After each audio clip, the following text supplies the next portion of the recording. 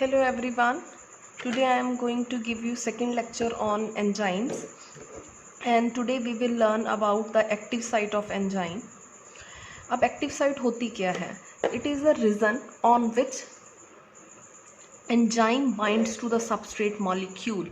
हमने पढ़ा कि it act as biological catalyst. तो catalyst क्या करते हैं? बेसिकली रिएक्शन में हेल्प करते हैं, right?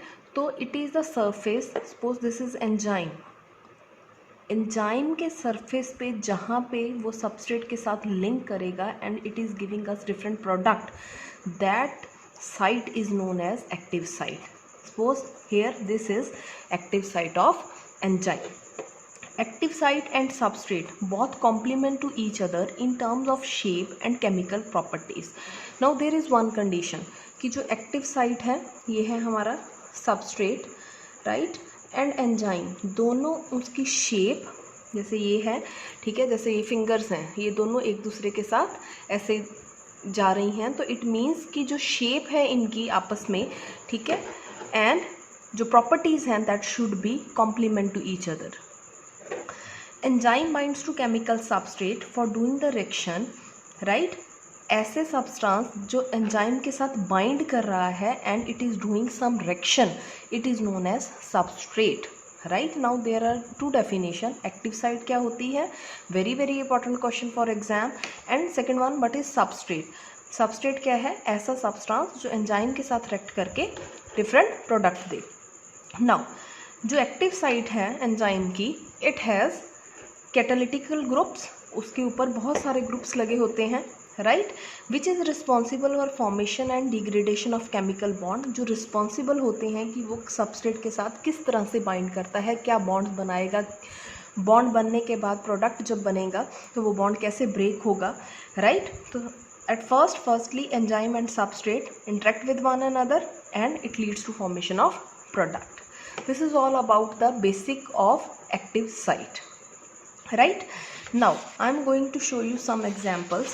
See this. This is enzyme and this is substrate. Shape of substrate and enzyme active site both complement with one another. It comes in the vicinity of enzyme. Now it fits in the active site of enzyme. After doing interaction, enzyme substrate complex is formed and इसके बाद क्या होगा, यहाँ पे बहुत सारे bonds जो हैं टूटेंगे और न्यू बनेंगे. एंड सी, यहाँ पे मैंने कलर चेंज करके शो किया आपको कि दिस इज़ प्रोडक्ट. प्रोडक्ट बनने के बाद ये दोनों प्रोडक्ट सेपरेट हो जाएंगे, right. This is basic mechanism of enzyme, right. See this. Now there is one term which is very very important term, that is enzyme specificity. Enzyme specificity, very important term. See, this is enzyme and this is active site. अब ये substrate है, ध्यान से check करो कि ये इसमें fit हो सकता है?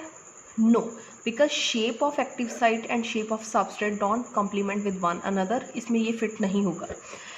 Now see, this is substrate, this is enzyme. ये इसमें फिट हो सकता है? नहीं हो सकता, बिकॉज इसकी शेप और इसकी एक्टिव साइट की शेप दोनों अलग अलग हैं. तो हर एंजाइम अपनी एक्टिविटी के लिए स्पेसिफिक होता है कि अगर स्पेसिफिक सबस्ट्रेट उसके कॉन्टैक्ट में आएगा तभी उसका बॉन्ड बनेगा, सबस्ट्रेट के साथ कॉम्प्लेक्स बनेगा और तभी प्रोडक्ट फॉर्मेशन होगी. Now see this. This is enzyme and this is active site. Active site ये शेप है उसकी. Now two substrate, substrate A and substrate B, showing with blue color and brown color. It comes in the vicinity of active site of enzyme. ये दोनों इसके पास आ रहे हैं. तो अब चेक करो कि इसकी शेप और इसकी शेप इसके कॉम्प्लीमेंट है.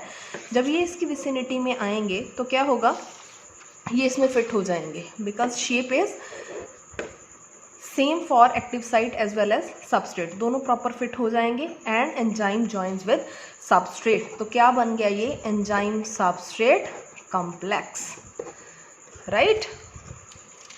नाउ एंजाइम सबस्ट्रेट कॉम्प्लेक्स बनने के बाद यहाँ पे बॉन्ड फॉर्मेशन होगी, ठीक है, बॉन्ड फॉर्मेशन होगी. उसके बाद जब ये दोबारा प्रोडक्ट में बनेगा, प्रोडक्ट मैंने ये डिफरेंट दिखा दिया यहाँ पे, और ये प्रोडक्ट रिलीज हो जाएगा and enzyme is free for doing new reaction because it is acting as a catalyst. क्योंकि ये चेंज नहीं होगा, after doing the reaction product हमारे पास वापस आ जाएगा, न्यू बनेगा और एंजाइम एज सच हमारे पास रिकवर हो जाएगा। Okay, I think this is clear now.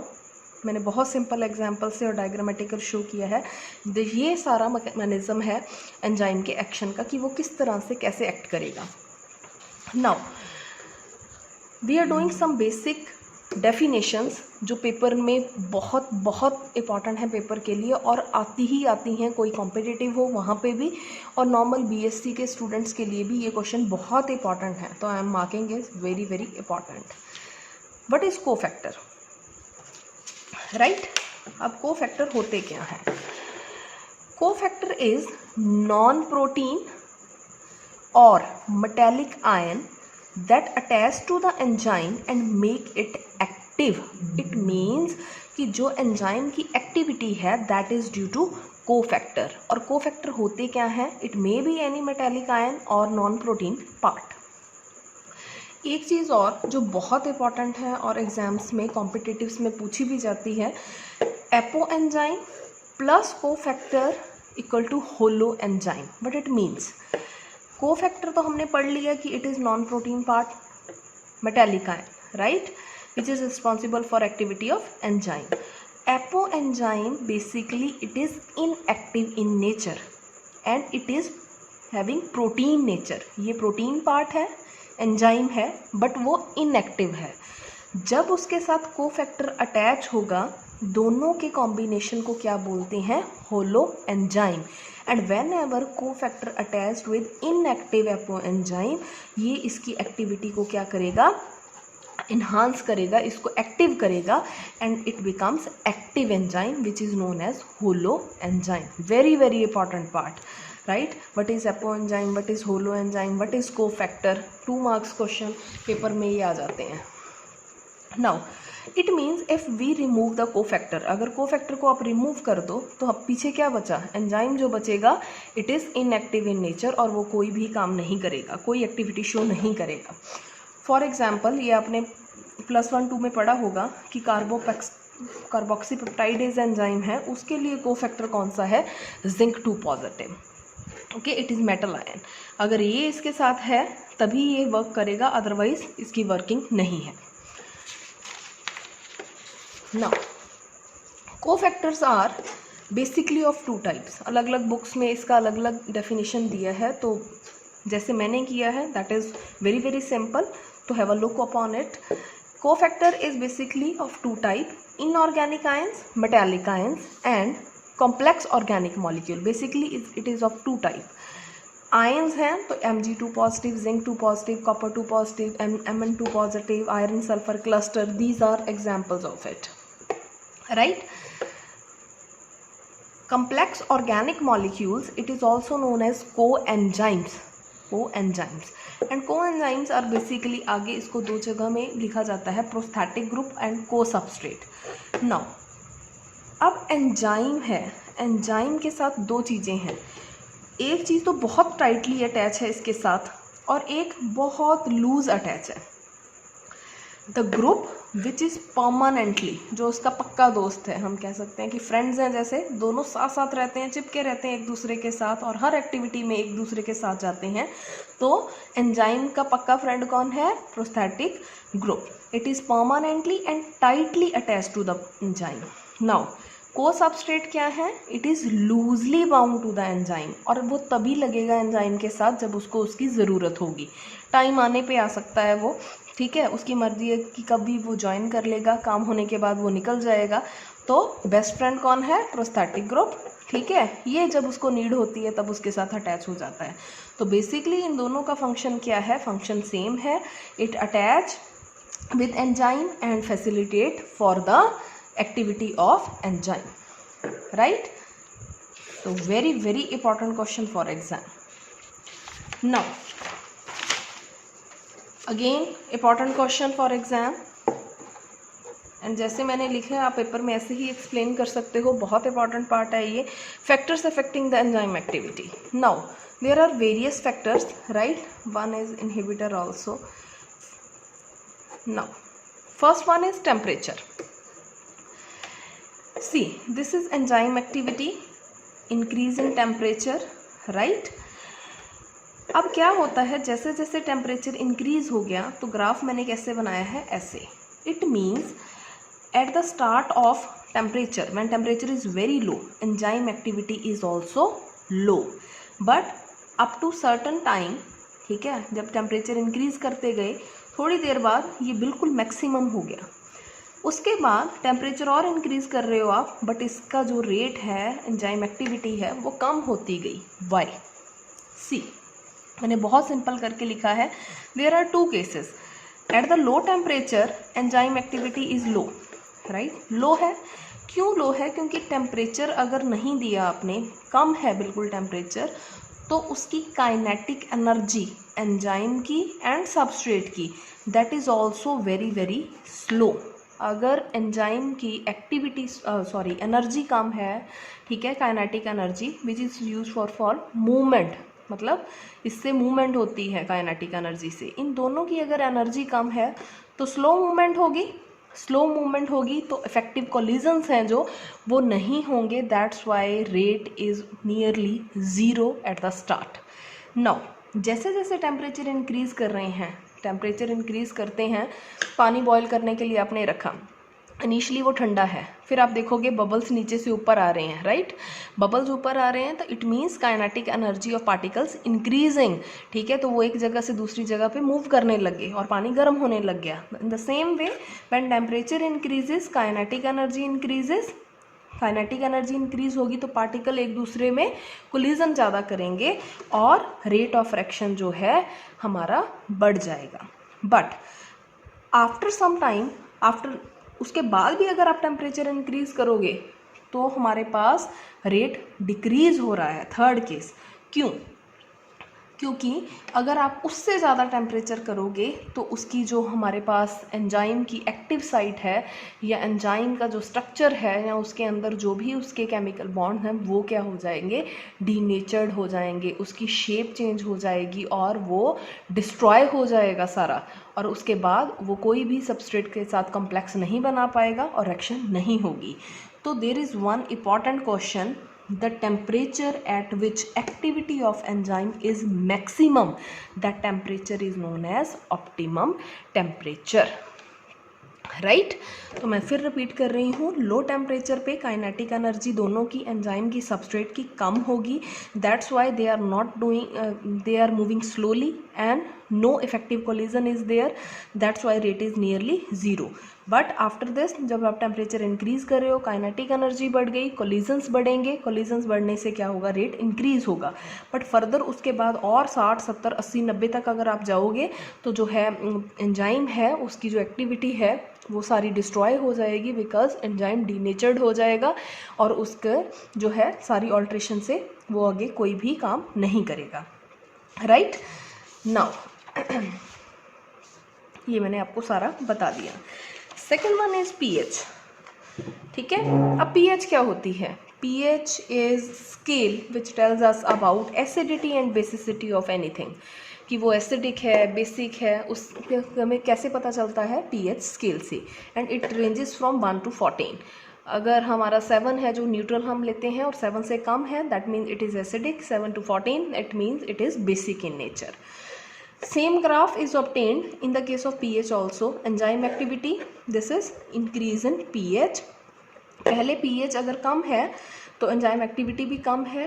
At a certain point ये बहुत मैक्सिमम हो जाएगी, फिर ये कम आ जाएगा, नीचे आएगा. मतलब आपने ये चीज़ याद रखनी है, टेम्परेचर और pH में दोनों का ग्राफ सेम है. तो अब इस रीज़न क्या है इसका? अब देखो, मैं आपको बहुत सिंपल तरीके से समझाऊंगी, ठीक है? तो आप इसको देखो ध्यान से.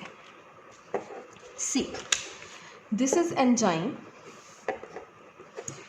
एंजाइम है जो, इट इज़ प्रोटीन, ठीक है, बेसिकली प्रोटीन से बने हैं, प्रोटीन नेचर है. अमाइनो एसिड्स लगे होंगे, अमाइनो एसिड है तो COOH ग्रुप होगा, और NH2 ग्रुप होगा, राइट। तो एक्टिव साइट है जो एंजाइम की, उस पर हमारे पास NH3 पॉजिटिव और COO नेगेटिव है। सबस्ट्रेट के ऊपर भी ये दोनों चीज़ें लगी हुई हैं, राइट। जब ये दोनों एक दूसरे के क्लोज आ रही हैं, suppose pH is very low pH है, तो क्या है हमारे पास कंडीशन, एसिडिक है। एसिडिक है इट मीन्स हमारे पास क्या अबंडेंस है, H पॉजिटिव की। H पॉजिटिव की अबंडेंस है तो क्या होगा, इन दोनों में से H पॉजिटिव कौन ले सकता है, नेगेटिव वाला। तो ये दोनों क्या करेंगे, H पॉजिटिव ले लेंगे, ठीक है, और किस में चेंज हो जाएंगे, COOH में। अब क्या होगा कि अगर हमारे पास pH लो है, एसिडिक है, तो इट मीन्स कि हमारे पास इन दोनों में आपस में इंट्रैक्शन होने के चांसेस या बॉन्ड बनने के चांसेस नहीं हैं। क्यों, क्योंकि ये पहले ही ऑलरेडी H पॉजिटिव लेके बाहर हो जाएगा, बॉन्ड ही नहीं बनेगा और हमारे पास रेट कम आएगा। सिमिलर वे में अगर pH आप 7 से इंक्रीज कर दो, बेसिक कंडीशन में चले जाओ, 11, 12, 13 पे चले जाओ, तो सेम वे में क्या होगा, अब हमारे पास OH नेगेटिव होगा अबंडेंस, ठीक है। तो OH नेगेटिव यहाँ तो आ नहीं सकता, नेगेटिव नेगेटिव तो रिपेल करेंगे। तो अब क्या होगा कि जो NH3 है वो हमारा क्या करेगा, NH3 पॉजिटिव लूज कर देगा H positive and it's changing into stable NH2। अब ये दोनों NH2 में आ गए तो इट मीन्स ये भी आपस में दोनों इंट्रैक्शंस नहीं करेंगे और हमारे पास बॉन्ड नहीं बनाएंगे। अगर बॉन्ड ही नहीं बना तो प्रोडक्ट नहीं बनेगा, ठीक है। तो इट मीन्स लो pH पे भी ये काम नहीं करेगा, हायर pH पे भी काम नहीं करेगा। तो एक सर्टन pH ऐसी है जहाँ पे जाके वो मैक्सिमम एक्टिविटी शो करता है and that pH is known as optimum pH, right. तो अपने ये याद रखना है, change in pH leads to the change in ionization of amino acid, change in shape structure of protein and damage the function of protein, because वो पहले ही आपस में बॉन्ड बनाने के कैपेबल नहीं रहते। दैट्स वाई एक ऐसी pH होगी जिस पे वो ऑप्टिमम काम करेगा, ना तो वो लो pH पे काम करेगा, ना वो हायर pH पे काम करेगा, राइट ना। उसके बाद है सबस्ट्रेट कंसंट्रेशन। सबस्ट्रेट कंसंट्रेशन और enzyme concentration third fourth point है, दोनों का ग्राफ ऑलमोस्ट सेम है, ठीक है। तो सबस्ट्रेट कंसंट्रेशन पढ़ते हैं, rate of enzyme activity and substrate concentration. Initially it increases but after some point it goes to constant value, why. अब देखो, पहले एंजाइम था हमारे पास पड़ा हुआ, सबस्ट्रेट इसके कांटेक्ट में आता है। मान लो ये इसकी एक्टिव साइट है, सबस्ट्रेट आया, इसकी एक्टिव साइट्स पे लगना शुरू हो गया, ठीक है। तो क्या होगा, इनिशियली जब आपके पास फटाफट ये एंजाइम सबस्ट्रेट कम्प्लेक्स बनते जाएंगे, प्रोडक्ट भी आता जाएगा, तो हमारा रेट इंक्रीज होगा, ठीक है। अब एक सर्टेन वैल्यू के बाद रेट कांस्टेंट हो गया, क्यों, क्योंकि जितनी एक्टिव साइट थी वो तो सारी ही ऑलरेडी सबस्ट्रेट ने इसको यूज़ कर लिया, ठीक है, पहले ही यहाँ पे सबस्ट्रेट आके लग चुका है, ठीक है। तो अब चाहे जितना मर्जी आप सबस्ट्रेट ऐड कर दो, ये तो ऑलरेडी फिल है एक्टिव साइट, तो न्यू सबस्ट्रेट कहाँ पे लगेगा, ठीक है। तो it means up to certain value जहाँ तक ये कॉम्प्लेक्स बनेगा रेट इंक्रीज होगा, उसके बाद जितना मर्जी सबस्ट्रेट आप डालते जाओ, जब ये फिल है एक्टिव साइट तो कोई भी सबस्ट्रेट और यहाँ पे नहीं लग सकता, that's why value is constant, right. And now fourth is enzyme concentration. Enzyme concentration में क्या होता है, सेम एंजाइम एक्टिविटी है अप टू सर्टन वैल्यू, ठीक है। जब आप एंजाइम की कंसंट्रेशन देखो, ये एंजाइम है, ठीक है, ये सबस्ट्रेट है, इसके कांटेक्ट में आ रहा है, तो क्या होगा, initially rate increases but after some value it goes to constant. क्यों, देखो पहले एंजाइम था, सबस्ट्रेट आके इसके ऊपर लग गया और इसकी एक्टिविटी जो है एंजाइम के साथ सबस्ट्रेट का कम्प्लेक्स बना दिया। अब मैं एंजाइम की कंसंट्रेशन और इंक्रीज कर दी, एक एंजाइम और ले आई मैं इसके जैसा, दूसरा और ले आई, सबस्ट्रेट तो मेरे पास एक ही था ना जो इसके साथ बाइंड कर गया, इसके साथ बाइंड करने के लिए क्या है, कोई सबस्ट्रेट नहीं है। दैट्स वाई अब जितना मर्जी आप जो है एंजाइम इंक्रीज करते जाओ पर बॉन्ड ही नहीं बनेगा और प्रोडक्ट हमारा रेट है जो वो कांस्टेंट ही रहेगा, राइट। तो these are very very simple points regarding the activity. First one is temperature, then pH, substrate concentration, enzyme concentration. बहुत सिंपल वे में मैंने इसको एक्सप्लेन किया है, राइट। तो शायद इतनी सिंपल चीज़ें आपको किसी बुक में नहीं मिलेंगी, आई एम श्योर, ठीक है। तो आपने इसको इसी तरीके से पेपर में एक्सप्लेन कर देना है। Very very important topic for your exam. इसके बाद एक फैक्टर जो और है जो रह गया, that is inhibitor, right. Inhibitor क्या होते हैं? ऐसी कोई भी ऐसी चीज़ अगर हम एंजाइम में डाल दें जो उसकी एक्टिविटी को ख़त्म कर दे, कम कर दे, ठीक है, तो उसको क्या बोलते हैं? इनहिबिटर, ठीक है। जो उसकी एक्टिविटी को बिल्कुल रिड्यूस कर दे, ख़त्म कर दे एंजाइम के साथ लगने पे, तो उसको इनहिबिटर्स बोलते हैं। एक होता है एक्टिवेटर्स, जो हम एंजाइम में डालते हैं और उसकी एक्टिविटी को एनहांस कर दे। तो ये हमारा आगे इनहिबिशन के टॉपिक में आएगा, मैं आज नहीं करवा रही। तो this is the basic factors which affects the enzyme activity, okay. आज के टॉपिक से बहुत सारे क्वेश्चन आपके पेपर के लिए बन रहे हैं, तो ध्यान से इस वीडियो को देखिए आप। और अगर आपको मेरी वीडियोस अच्छी लगती हैं तो प्लीज़ सब्सक्राइब माय चैनल। बहुत सारा वॉच टाइम ऐसा आ रहा है जिन्होंने मेरे चैनल को सब्सक्राइब नहीं किया, पर वो लोग मेरी वीडियोस देख रहे हैं। अगर आपको मेरी वीडियो अच्छी लग रही है तो please subscribe the channel, and if you have any problem regarding this topic then please let me know about this in the comment box. Thank you so much, have a nice day.